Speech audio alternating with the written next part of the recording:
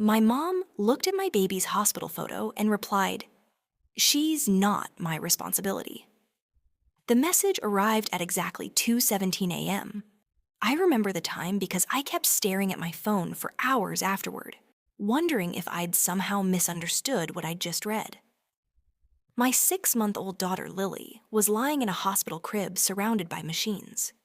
Tiny tubes disappeared beneath her blanket. A heart monitor beeped steadily beside her bed. An IV was taped to her impossibly small hand. She looked so fragile that I was afraid to blink. I picked up my phone, snapped a picture, and sent it to the one person I thought would care as much as I did. My mom. I added only 4 words. "Please pray for her." I wasn't asking for money. I wasn't asking her to come to the hospital. I wasn't asking her to babysit. I simply wanted my mother to pray for her granddaughter. 3 minutes later, my phone vibrated. I wiped away my tears and smiled for a split second. Maybe she was going to tell me everything would be okay. Maybe she was already on her way. Maybe she'd say she loved us. Instead, I opened the message. "She's not my responsibility." I stared at the screen. My breathing stopped. I read it once, then again, then 5 more times. Surely I was missing something. Surely there had to be another message explaining it. There wasn't. Just 7 cold words. "She's not my responsibility." No grandmother could possibly look at a baby fighting for her life and respond that way. At least, that's what I believed. But I was about to learn that some people can walk away from love without looking back. And that heartbreaking text wasn't even the worst thing that happened. 6 months earlier, my life had looked completely different. When Lily was born, the nurses kept saying she was perfect. She had soft brown hair, bright blue eyes, and the sweetest little smile I'd ever seen. Every morning she'd wrap her tiny fingers around mine before opening her eyes. It became our little ritual. I used to whisper, "Good morning, beautiful." She'd smile before she even knew how to laugh. Those moments made every sleepless night worth it. The doctors examined her after birth and found nothing unusual. We took her home believing we had years of ordinary memories ahead of us. Late-night bottles, first words, first birthday, first steps, normal things. The kind of future every parent imagines. But life had other plans. One rainy afternoon, I was feeding Lily in the living room. She suddenly stopped drinking. Her little body became strangely still. Then I noticed her lips. They were turning blue. At first, I thought she was choking. I panicked. I picked her up, patting her back, calling her name.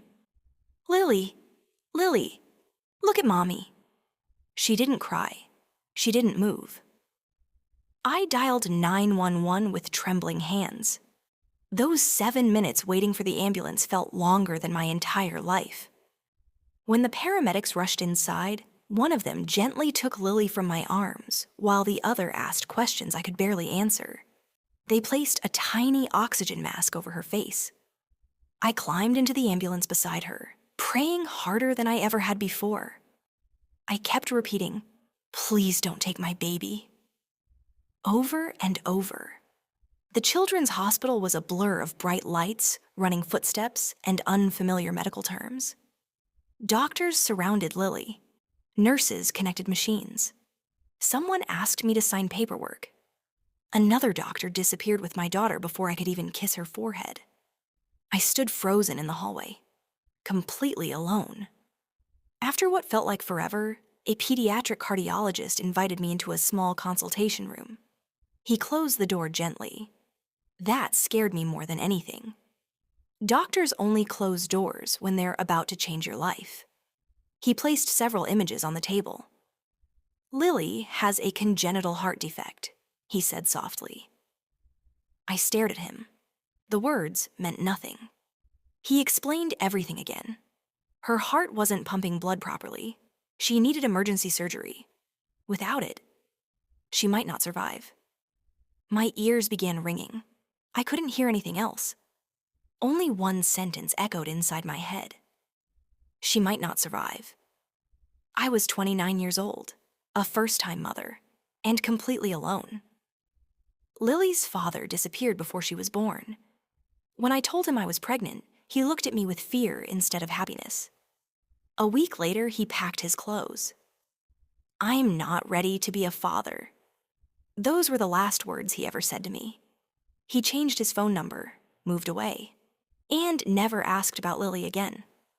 I had no brothers, no sisters, no aunts nearby, no cousins, no one, only my mother. Or at least, I thought I still had one. Growing up, my mother had never been affectionate. She wasn't cruel in obvious ways. She simply treated love like a business transaction. If she bought me new shoes, I owed her.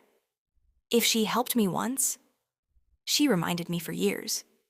Birthdays felt more like obligations than celebrations. Hugs were rare. "I love you" was almost never spoken. When I found out I was pregnant, I secretly hoped becoming a grandmother would soften her heart. Instead, she sighed. "You've ruined your future." Those words hurt, but I convinced myself she just needed time. After Lily was born, I kept inviting her over. Every holiday, every birthday, every family dinner. Sometimes she came, sometimes she didn't. Even when she visited, she barely held Lily. She always seemed impatient, as if spending time with her own granddaughter was another chore to cross off a list. Still, I never gave up trying, because I wanted Lily to know she had a grandmother, even if my mother barely acted like one. The night before Lily's surgery, the surgeon explained every possible complication. There were risks, serious risks. He never promised she'd survive. He only promised they would do everything they could. After he left, I climbed into the uncomfortable chair beside Lily's bed. I watched her sleep. The soft beeping of the monitor became the soundtrack of the longest night of my life. Every few minutes, I'd reach over to touch her tiny hand just to remind myself she was still there. I whispered prayers until my voice became hoarse. Sometimes I cried so quietly that even the nurses didn't notice. I kept wondering if Lily was scared, if somehow she could feel what was about to happen. Just before sunrise, a nurse walked in. "It's time." Those two words shattered me. I kissed Lily's forehead. "I love you more than anything in this world." The medical team carefully wheeled her bed toward the operating room. She disappeared through two large doors. The doors closed.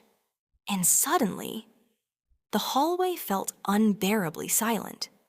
I had never felt so helpless in my entire life. The waiting room was almost empty when the doors closed behind the surgical team. For a moment, I just stood there. I couldn't move.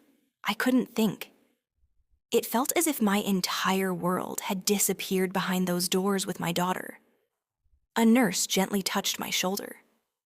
"You should sit down. It may take several hours." Several hours.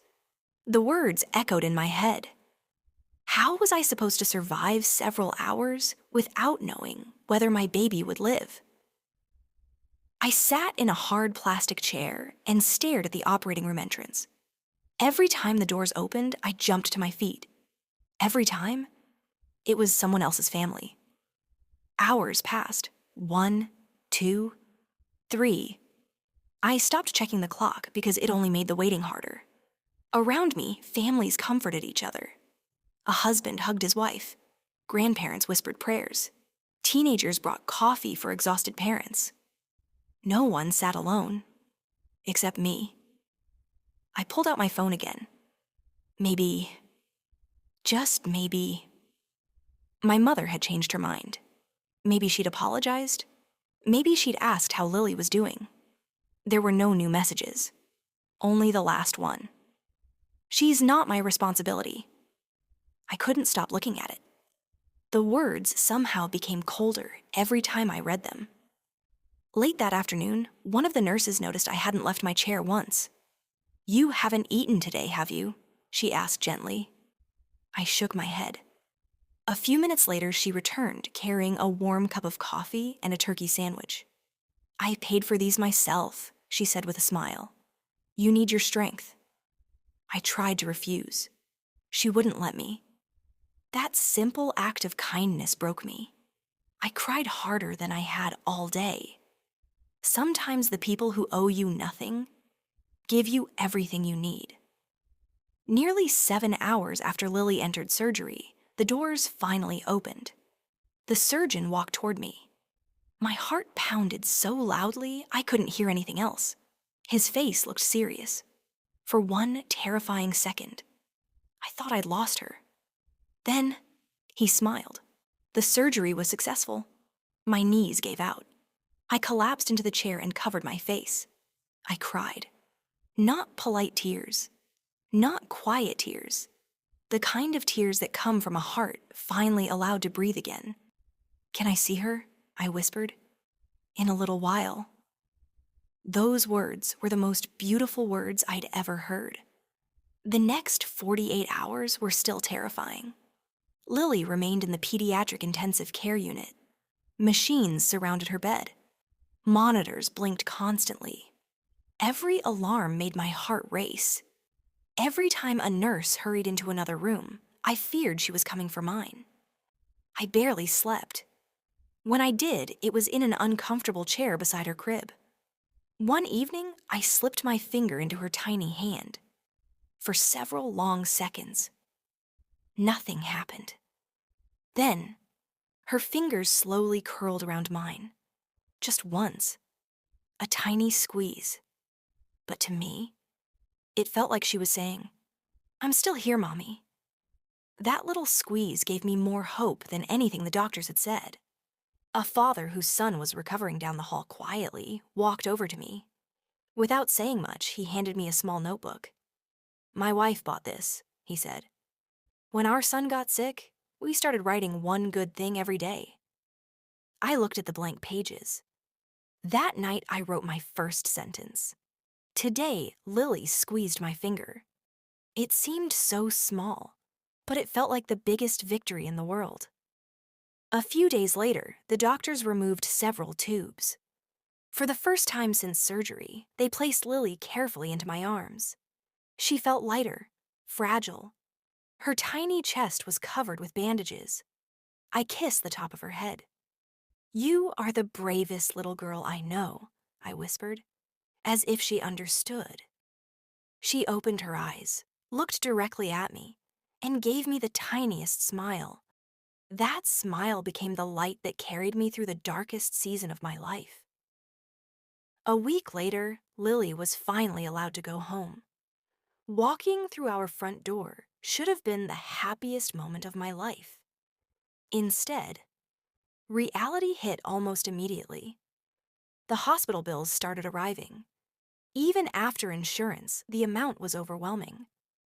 I sat at my kitchen table staring at the numbers. I didn't know how I was going to pay them. So I did what every desperate parent does. I worked. Every extra shift I could find. I sold my jewelry, canceled every subscription, stopped buying anything that wasn't absolutely necessary. Some nights I skipped dinner so I could buy Lily's medication. As long as she had what she needed. I didn't care what happened to me. One Saturday, I was offered a 4-hour shift that paid almost double my usual rate. I desperately needed that money, but I had no one to watch Lily. I swallowed my pride, picked up my phone, and texted my mother. "I'm not asking you to raise her. Could you please watch Lily for just 2 hours while I work? I'll pick her up immediately afterward." I waited 5 minutes, 10. Then her reply appeared. "No." A second message followed almost instantly. "You chose to have a child." I stared at the screen. My hands were shaking. Not because she said no. People have the right to say no. It was how easily she said it, as if her own granddaughter meant absolutely nothing. That night, I cried after Lily had fallen asleep. I promised myself something. I would never ask my mother for help again. Not because I stopped needing her, but because I finally understood she had already made her choice. And it wasn't us. Still, I had no idea that God was about to place someone extraordinary into our lives. Someone who would love Lily as if she had been waiting for her all along. A few weeks later, while I was pushing Lily on the swings at a nearby park, an elderly woman smiled at us. Her name was Margaret.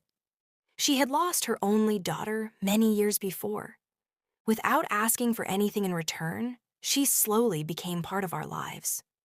She celebrated Lily's birthdays, read her bedtime stories, and loved her with all her heart. To Lily, Margaret became grandma. 3 years later, my mother suddenly appeared at my door holding flowers. "I'd like to know my granddaughter now," she said. Lily quietly hid behind Margaret. She didn't recognize the woman standing in front of us. I looked at my mother and calmly replied, "Being family isn't about showing up when it's convenient. It's about being there when someone needs you the most." She lowered her eyes, but said nothing. Today, Lily is healthy, happy, and growing stronger every year. Sometimes she asks why Margaret was her grandmother. I always tell her the same thing. Family isn't defined by blood. Family is defined by love, sacrifice, and the people who choose to stay. Looking back, my mother's message broke my heart. But it also taught me one unforgettable lesson. The people who truly love you don't just say they care. They show up, especially when your world is falling apart.